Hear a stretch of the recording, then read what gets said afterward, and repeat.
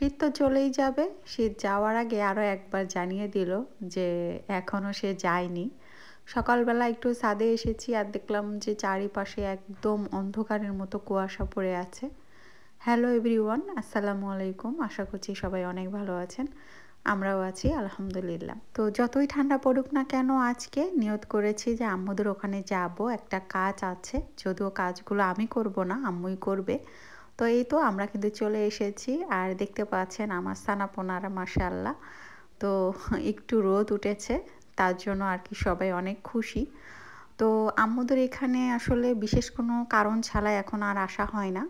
আগে যেরকম হুটহাট করে মনে পড়লেই চলে আসতাম, কিন্তু এখন আর সেটা হয়ে ওঠে না। এখন দেখা যায় যখন কোনো কাজ বেজে যায় তখনই চলে আসি। তো যাই হোক, আম্মুদের এখানে আসার পরে একটা জিনিস আপনারা দেখলেই হয়তো বুঝতে পারছেন যে চারিপাশে টিনের বেড়া অনেক সুন্দর করে মাচা দেওয়া হয়েছে। আসলে আম্মু শহরে থাকলেও সে গ্রামের যে একটা পরিবেশ সেটাকে কখনোই ভুলতে পারেনি। তো যাই হোক, এখানে দেখতে পাচ্ছেন যে অনেকগুলো হচ্ছে গরুর ভুঁড়িও আছে, আবার খাসি ভুঁড়িও আছে। যেহেতু তোরের বাপি খাসি ভুঁড়ি খেতে চেয়েছে, সেই জন্য এখানে খাসির ভুঁড়িটাই বেশি আছে। আর আম্মু কিন্তু খাসির ভুঁড়ি বলেন আর গরুর ভুঁড়ি বলেন খুব সহজেই ঝটপট পরিষ্কার করতে পারে। এই দিক থেকে সে একদমই দক্ষ। তো যাই হোক, আমি তো আসার পরে দেখলাম যে আম্মু একদম পরিষ্কার করে রেডি করে রেখেছে। এখন হচ্ছে চুলায় উঠিয়ে দিয়েছে সিদ্ধ করার জন্য। মানে একটু সিদ্ধ হলেই যাতে কাটতে সুবিধা হয়। আম্মু কিন্তু এখানে ভুঁড়ি চুন দিয়ে পরিষ্কার করেছে। তো যাই হোক, এই চুলার পাটটা দেখলেই আমার অনেক স্মৃতি মনে পড়ে যায়। কারণ এখানে আব্বু যখন বেঁচে ছিলেন, তো শীতের রাত্রে আমরা সবাই মিলে আগুন পোহাতাম। তো যাই হোক, আম্মুদের বাসায় এখানে আসলে একটা জিনিস আপনারা দুটাই দেখতে পাবেন, সেটা হচ্ছে শহরের ভাব এবং গ্রামীণ পরিবেশ। মানে এক সাইডে চুলার পার করেছে, মানে এখানে কিন্তু আম্মুরা সচরাচর রান্না করে না। শীতের সময় দেখা যায় এখানে একটু রোদ পড়ে, আর শীতের সময়ে চুলার পাড়ে রান্না করে খেতে কিন্তু ভীষণই ভালো লাগে। তো এখানে আসলে আপনারা দুইটাই ছোঁয়াই পাবেন, মানে শহরের পরিবেশ, গ্রামীণ পরিবেশ দুটাই আর কি। ভুঁড়ি পরিষ্কার করা কিন্তু খুবই কষ্টের কাজ, খেতে কিন্তু একদমই সময় লাগে না। তো এখানে আম্মু কেটে নিচ্ছিল, আমি একটু মাঝে মধ্যে হেল্প করছিলাম, কিন্তু যেহেতু ছোট পিচ্চি আছে, ও আবার অসুস্থ, যার কারণে কারো কাছে থাকতেছিল না। কিছুক্ষণ সবার সঙ্গে একটু খেলতো, পরে আবার কান্না জুড়তো, তো ওকে আবার নেওয়ার জন্য আমি আবার ব্যস্ত হয়ে পড়তাম। তো শেষমেশ ভুঁড়ি কাটাকাটি করা শেষ, আর সব কিছু রেডি করে আবার বাসার দিকে রওনা দিয়েছি।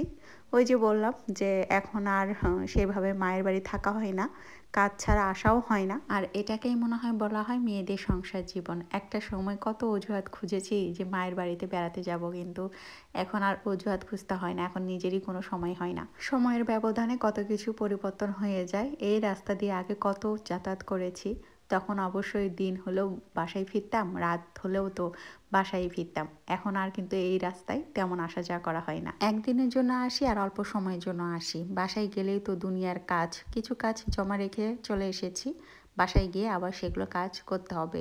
প্রচুর ঠান্ডা, পানি নাড়তেও ভয় লাগে। এদিকে তাপসিরের অনেক ঠান্ডা লেগেছে, সর্দি জ্বর কাশি সব কিছুই ওকে ধরেছে।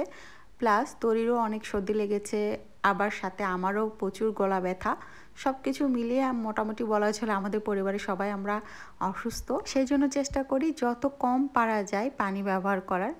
যদিও সংসারের কাজকর্ম করতে গেলে পানি তো সবসময় ইউজ করতেই হয়, আর আমাদের ট্যাঙ্কির পানি তো একদম অনেক ঠান্ডা হয়ে থাকে। তো কিছুই করার নাই, সকালে উঠে তো থালা বাটি মাজতেই হয়, সংসারের কাজ বলে কথা। তো যাই হোক, একটু অবসর সময় কাটাচ্ছিলাম, তো তরির বাপি আবার বলে উঠলো যে সে নাকি আজকেই ভুড়ি ভাজি খাবে। তো আমি ঝটপট আবার প্রেসার কুকারে এই যে ভুড়িটা শুধু সিদ্ধ করে নিয়েছি। এরপর কড়াইতে যা যা মশলা লাগে সব কিছু দিয়ে ভালো করে কষিয়ে নিয়েছি।